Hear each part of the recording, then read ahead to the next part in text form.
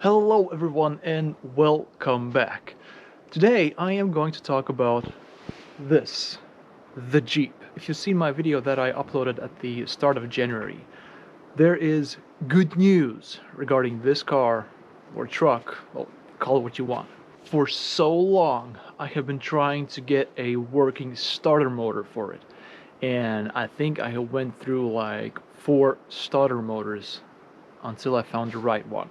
The first starter motor that was already on the truck was absolutely worn out. The teeth on the Bendix gear were all grinded down, and when I first tried to start the truck with this first starter motor, it made a god-awful sound. The second starter motor had a good Bendix gear, and I actually managed to start the truck.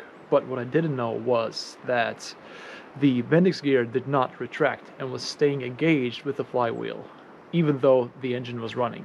So I basically cooked it.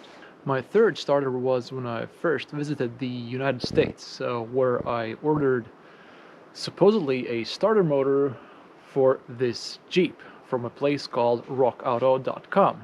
And yeah, that did not go well. When I bought it, I thought that the image of the starter was just an illustration and not the actual item. Turns out I was wrong. For some reason, Rock Auto is advertising a starter from a similar Chevy engine that has the same displacement, but it is a different engine as a Jeep starter. And of course, that Chevy starter does not fit this car. Well, so much for that. I had to send it back. And then about a year later, I found an aftermarket starter that's, again, according to the description and to the seller, is supposed to fit this Jeep. And I even sent him a message. Will this starter fit a 1967 Jeep with such and such engine? He goes, yes, it will. No, it didn't. And man, was I mad. I mean, I just bought a starter for $250. Shipping was another 100 or so. And then taxes almost another 100. So it was $400 to $500. I could have returned the item, but then I will still need to pay the shipping back to the US, which will be probably another 100. And just to get a $250 refund, well, I decided to keep it because, and this is the item, the Bendix gear does fit the flywheel, but the starter does not fit on the engine, if you know what I mean, because the bolt holes did not match. One of them was a half a centimeter, I think, to the left. So, yeah. But then fortune smiled on me. Last summer, I found a listing on eBay that was selling the original starter for this Jeep. It was in a pretty bad shape though, but hey, it was just $30. So I thought, hey, why not? It's just $30. So I bought it, and last year when I was in the States, I brought it back to Europe. And I cleaned the surface rust. Turned out it wasn't that bad. Hooked it up to a battery, but no luck. Doesn't work. So I took it to my mechanic, and surprisingly, it turns out just to be a loose wire. So he fixed that, greased the starter, repainted it, and well, here's the result. Works and looks almost like new. And man, that thing, it's heavy. Oh man, it's 10 kilos. So yeah, there's still a little bit of rust, but yeah, that's not that bad. I mean, I can't wait to put this thing on the engine and try to get it started. So yeah, I am excited that finally, this year I might be able to get this Jeep back up and running. Probably not road legal, but you know, just to start it without having to worry that something might fall off. Okay, now let's go inside. Sorry for the mess. That's an old wheel that was on the Jeep. Here you can see some of the parts I have bought online. So yeah, brake shoes, timing chain, filters, shock absorbers, brake lines, a bunch of gaskets, and a bunch of other stuff.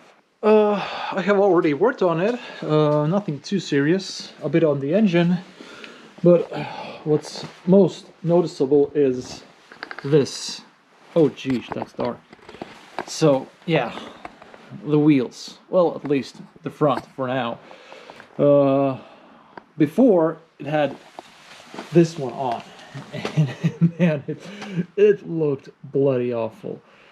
You can also see some brake fluid there. Yeah, not pretty. And yeah, well, these tires are not new. Far from it, they are old. Matter of fact, they are from 2006. Jeez, they're older than my Ford. But yeah, anyways, I won't be using them on the road. I just want to have it so that the Jeep can drive out of the garage, back in, and on the trailer when the time comes. So, and of course, once I get it road legal, I will get new tires. Anyways, so for those of you who haven't seen it, here's the interior. Hang on, let me get a light. So the rear seat, I have that folded for now because I want to access the fuel tank. And there's the front. Oh man, this is old school, man. Love it.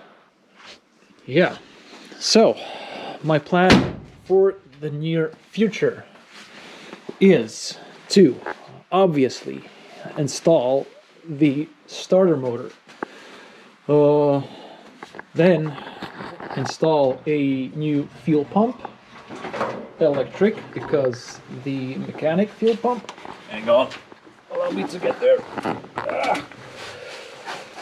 because the mechanic fuel pump was, well, not good. I removed it, and yeah, I will have that blanked. Maybe in some way you can see the timing chain right there. Yeah, I will install a electric fuel pump, obviously oil change, new spark plug wires, new distributor cap, fuel filter, and right before I started, I want to use a endoscope to check the cylinders and the fuel tank.